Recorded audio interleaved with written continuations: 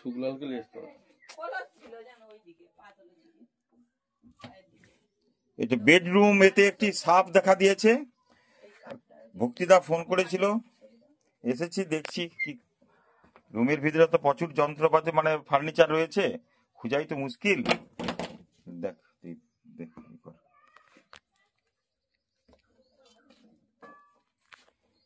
এর ভিতরে ঢুকে যেতে পারে, ভর্তি হয়ে যাচ্ছে বাক্স বাক্স এসব।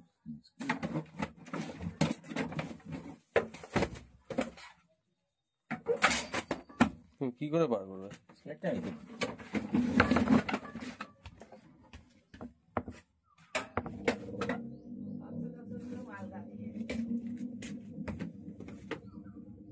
ওরে বাবা, ঘর তো একবারে মালপত্রে ভর্তি, কি করে খুঁজবো?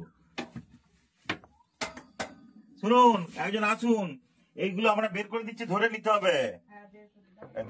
দরজাটা পাল্লাটা খুলে যাবে, দেখতো না? এই তো প্রচুর মালপত্র, কোথায় খুঁজবো আমি? এগুলো ধরুন, আর ভয় পালালে হবে নি। কি আছে এগুলো বের করে ধরে নিতে হবে। ছেলে নেই, দোকানে গেছে,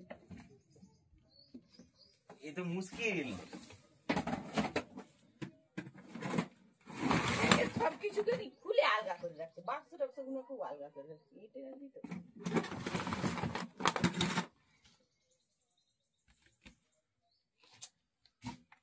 আচ্ছা, সাপ তো থাকতেই হবে এসব জায়গায়। এই তো প্রচুর জঙ্গল হয়ে গেছে, আমি কোথায় খুঁজবো বলুন দেখি?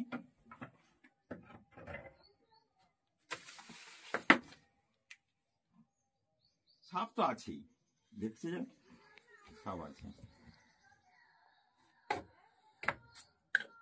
খোলস কোথায় দেখছিলে? খোলস সেই ওই একদম সেই পাতলে যেদিকে, ও সেই ডান দিকে ওগুলো গর্ত আছে। এ বাবা, এই ঘর তো পুরো সাপেরই ঘর, পুরো ভর্তি যন্ত্রপাতি, মাদুর ফাদুর। সেদিন আমি পরিষ্কার করলাম, আর ভয়ে বের করিনি। আজকে দেখেছেন? হ্যাঁ,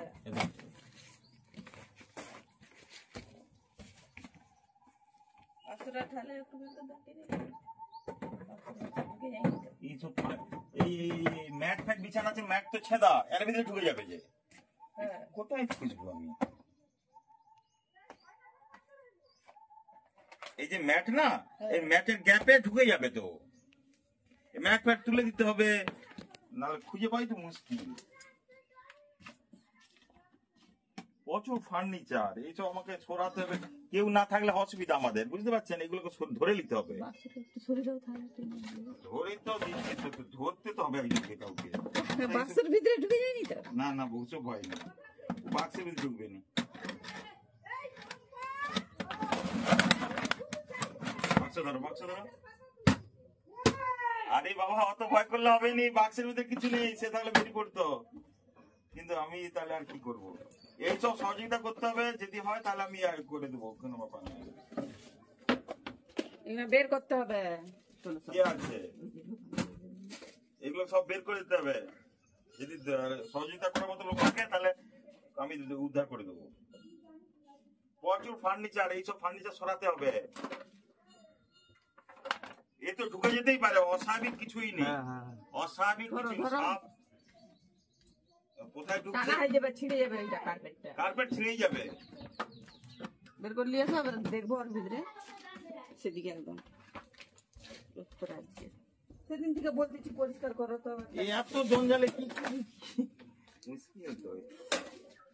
তুই বন্ধ করে দেখা।